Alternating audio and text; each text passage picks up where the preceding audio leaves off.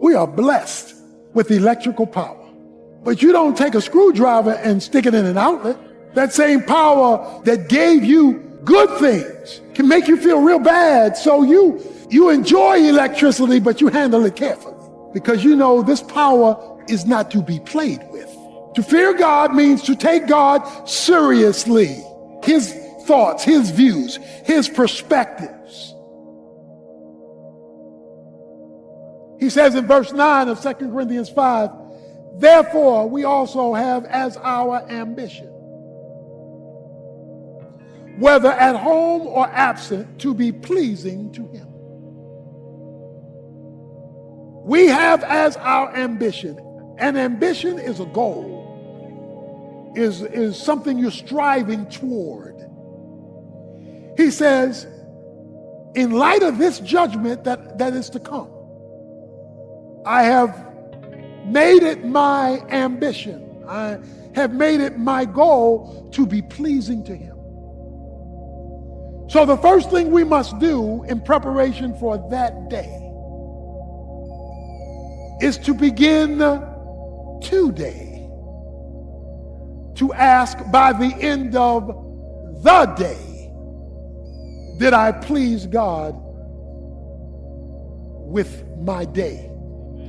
To start your day and to say, Lord, my goal today, ambition, is to please you in word and deed, in talk and walk, in life and lip, in mouth and movement.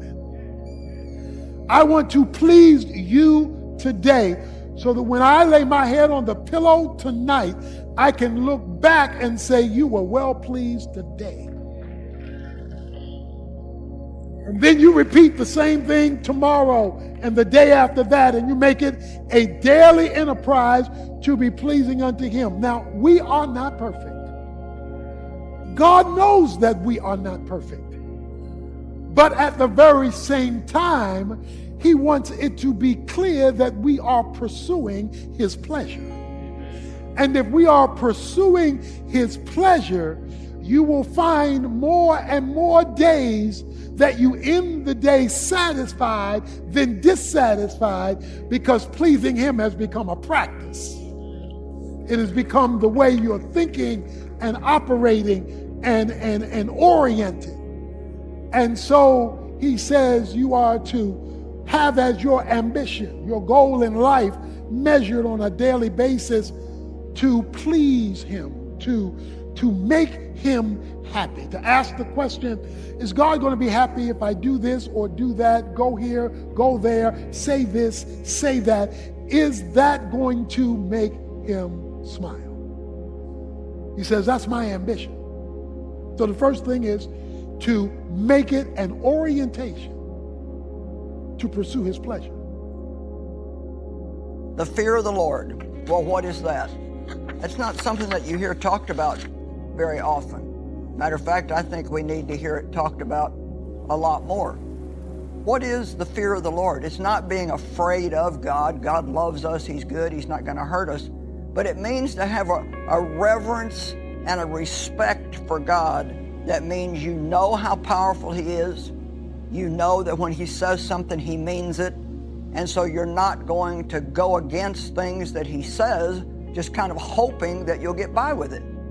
When Dave and I were raising our children and they were young, because of the way I was raised in a dysfunctional, abusive home, and I got a lot of unfair punishment, I had a difficult time sometimes being as strict with my kids as I should have been. And so let's say they did something they shouldn't have done. Well, I might be the one that would say, you're not going out of this house for 30 days. Well, after I calmed down, I knew that that was going to be punishment for me, not them. And so it was easy for them to talk me into changing my mind. But my husband, Dave, was not like that. He thought about whatever kind of punishment he was going to lay down. And if he said it, he meant it. And the kids knew that if he said it, it was going to happen. And so they had a more reverential fear of Dave than they did of me. And we need to have that reverential fear of God. It's something that's really missing for people. The world is full of people today that call themselves Christians that think that they can do things and they'll be the one that'll get by with it. Well, God understands, or, it's the 21st century. Well, you know what? God doesn't change. He's the same yesterday, today, and forever. And what His Word meant 100 years ago, it still means today.